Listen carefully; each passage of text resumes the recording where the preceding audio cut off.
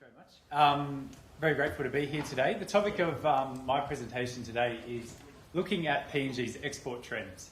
And this analysis essentially comes out of the latest issue of the Pacific Economic Monitor, and the theme for that was regional cooperation and integration. When it comes to PNG's exports, we actually know a little bit about them, but not a huge amount. So the PNG government produces data on its exports by country, and it also produces data on exports by commodity. So we have a good idea about who PNG is exporting to and what it's exporting, but we don't know which products it's selling to which countries. So the aim of the analysis of what I've sort of did in the Pacific Economic Monitor was to look at PNG's trading partners, their import data, and to figure out what PNG is selling to them by their import data, and to collate all of that together to get a picture of where PNG is exporting and which products are going to which countries. And the aim of this is to try and give us a bit more of a detailed, nuanced understanding of really what the last decade of economic growth has meant for the PNG economy in terms of its export linkages, whether PNG businesses have been integrating into Factory Asia, as we've been calling it, or whether new sort of more interesting partnerships have been opening up. And then also just to try and ask ourselves what implications these trends might have for thinking about future development prospects and even trade agreements, which we've already discussed during these sessions. So the background and I guess the motivation for this analysis is this story that we're all quite familiar with of a huge boom in PNG's exports over the last decade. So since 2000, PNG's export sales have increased from about 1.6 billion in 2002 to 7.5 billion in 2012. They've dropped off a little bit since then based on the declining commodity prices, but they're still very, very high by historical standards. Also, during this phase of export boom, the share of exports to total GDP has increased from 40% of GDP to 51% of GDP. So PNG, as a developing economy, is becoming more export dependent, and it's been a key factor in leading the growth process for the country. The other part of the story that we're all very familiar with, I think, is in terms of what has comprised PNG's exports. Gold, copper and oil are obviously the big three, and they make up the vast majority of PNG's exports, and we sort of knew this already. And by 2012, the sales of these big three commodities, as we call them, were contributing roughly 2/3 of PNG's total exports into international markets, or about $4.5 billion, which is very significant. At the same time, we also had a rough idea of where PNG's exports were going. We know that a very large share goes to Australia, and that is in part due to its very strong commercial links with PNG's mining and petroleum companies. So all of those commodities are brought down to Australia before on-selling into other international markets. And also we know that Japan has strong linkages in those markets as well. So it's no surprise that when we do the breakdown of total exports by country, we see that Japan and Australia comprise about 3/4 of PNG's total exports. Now, at the front of it, this kind of can paint quite a pessimistic scenario of PNG's trade integration with Asia and with other markets. So we see, excluding Japan, over the decade, about 20% of exports have been sold to Asia, which, given that it's becoming the largest export destination on Earth, is perhaps not a positive trend. And then whilst other markets, very big markets, North America and Europe, accounted for less than 15% of total sales across that picture. So this short story, I guess, is the story that we were already familiar with within ADB. The question that I wanted to ask, well, exactly how much are commodities driving those trade trends, and how well is PNG performing for non-mineral commodities? So if we take out gold, copper and oil from all of those trade relationships, what's actually going on in the PNG economy? Because from a development perspective, that's actually a lot more interesting than just where it ships its gold. So this chart here is the first one that I'll talk about, and this shows PNG's trade relationships across the world once we've stripped out of total trade gold, copper and oil. And it's actually really interesting because it shows a completely different picture of the PNG export economy than what emerges when you're talking about commodity-based currency.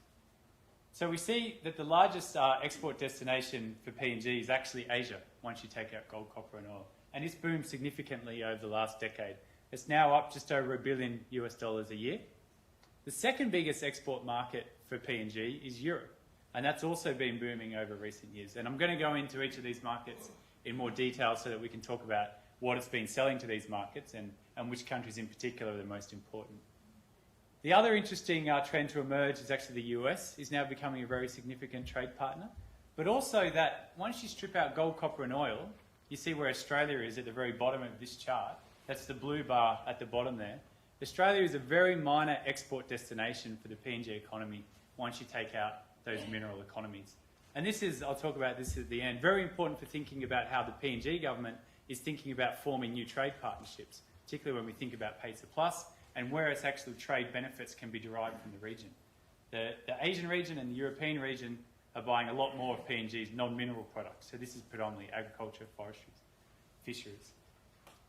So let's go into this in a little bit more detail. So what are we selling to Asia, or who are we selling to in Asia? This chart here shows China, which is the red line, which is actually bigger than all of the rest of Asia combined as an export destination for non-mineral products. So don't forget that all of the future charts don't include gold, copper and oil. So China dominates non-mineral Asian exports, but also we see Malaysia, Thailand, Philippines, Indonesia and India also growing as significant export destinations for PNG producers. Another interesting trend that's emerged in the Asian market has been that Japan, as a source of non-mineral purchases, has also been declining, similarly to Australia, once you strip out those mineral commodities. So what have we been selling into Asian markets is the next question. And the short answer to that is logs. So 65% of PNG's sales into Asia have been logs or log products. This data, it's also useful to note, comes predominantly from Comtrade and from the recipient's reporting of imports. It doesn't necessarily match up with what the PNG government is reporting as exports of logs. So there is discrepancies there, and it should be taken at face value.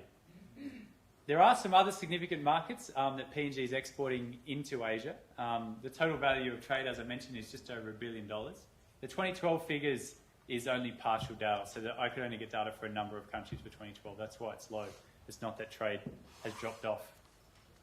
So the other question that I sort of wanted to ask for Asian data is, well, if we exclude log, which are mostly going to China, what else is going on within the Asian markets?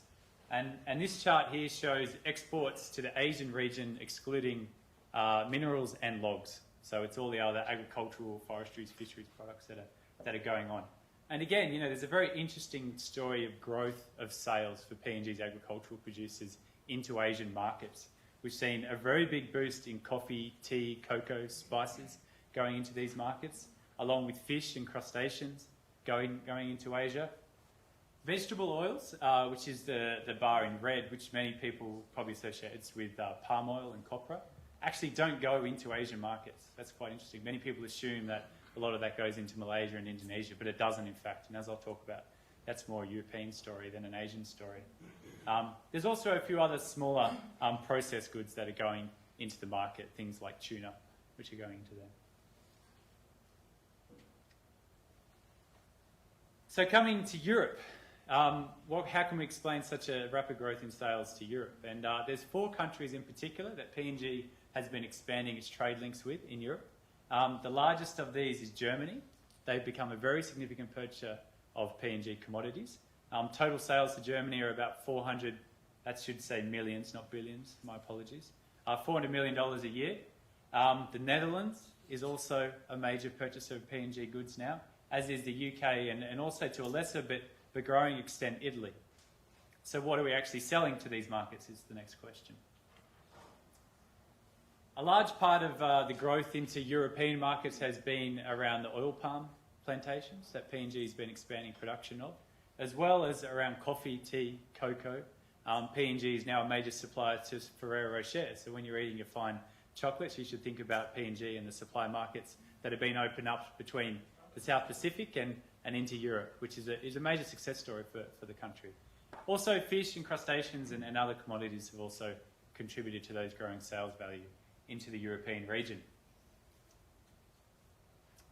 Other markets also are becoming important for PNG in the global stage. The US is a very interesting one.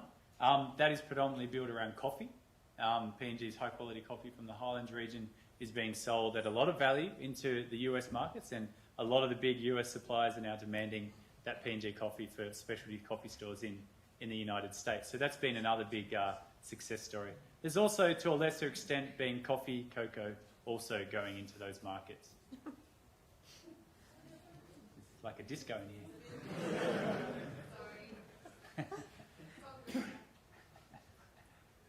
So what do we conclude from this short, I guess, sort of ad hoc analysis on what's going on with PNG's exports? So I think the first point to make is that if we just look at the headline figures, it doesn't give a particularly rosy picture about PNG's exports. But if we dig a little bit deeper, there actually is quite an optimistic scenario that's emerged on the ability of PNG agriculture and aquaculture producers to try and integrate themselves both with Asia but beyond into Europe and the high-class US markets where there's a real value added or a premium put on PNG products. PNG has been very active in opening up these new markets and also in reducing its traditional reliance on its traditional export partners like Australia and Japan outside of those commodity products. The other interesting point to note, and that's what this chart shows, is that the sales in the non-mineral commodities over the last decade have been driven not just by price increases but also by volume increases, whereas sales of mineral commodities have been driven exclusively by prices. What this chart here shows is an index of non-mineral export volumes, which is in red. So as you can see, there's been a constant trending up of export volumes for PNG's agricultural commodities, whilst gold, copper and oil have all trended downwards. So when we think about growth in the PNG economy and where things are expanding, it's actually been in this non-mineral sector where we've seen the most progress over the last decade as they've sought out these new markets across the world. This is interesting, I think, too, as I'll come back to again in terms of the focus of the PNG government in where it should put its priorities for trade relationships and the development of trade relationships. The O'Neill government has placed a very big focus on forming closer relationships with its Asian partners. It has 220 million Indonesians sitting right on its border, and rightfully they're placing a big focus on strengthening the trade linkages between those two countries. I think they recently just came back from, I think, the first trade mission in a very long time between Indonesia and PNG, which is great to see that sort of progress coming. Also, the Thai Prime Minister coming to PNG is another big coup for the country, and I think continuing to progress those relationships throughout Asia is a hugely beneficial thing for the PNG economy and the rural agricultural dwellers in their ability to access these markets. Second point I think to make is that when we as development economists talk about creating inclusive growth in PNG, we should always be thinking about agricultural and non-mineral products in terms of creating employment opportunities for the PNG population. And this is a well-made point, and I won't dwell on it, but I will just highlight.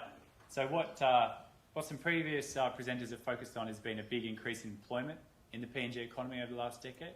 Some of that has been from structural reforms, but a large part of it has just been increasing output from the agriculture, forestries and fisheries sector. And what this chart here shows is the total employment growth in PNG over the last decade, and then the total employment growth in agriculture, forestries and fisheries. And as you can see, they're very closely aligned. What goes on in this sector drives the country as a whole. So we can't underestimate its importance to driving future improvements in welfare across PNG. So I'll finish up with a third conclusion, and that is that although there has been progress in diversifying, I guess, PNG's export markets and expanding those markets, PNG fundamentally remains an exporter of primary commodities, and that is true both for the mineral products that it has, it adds very little value to them before exporting, as well as the agricultural products that it has.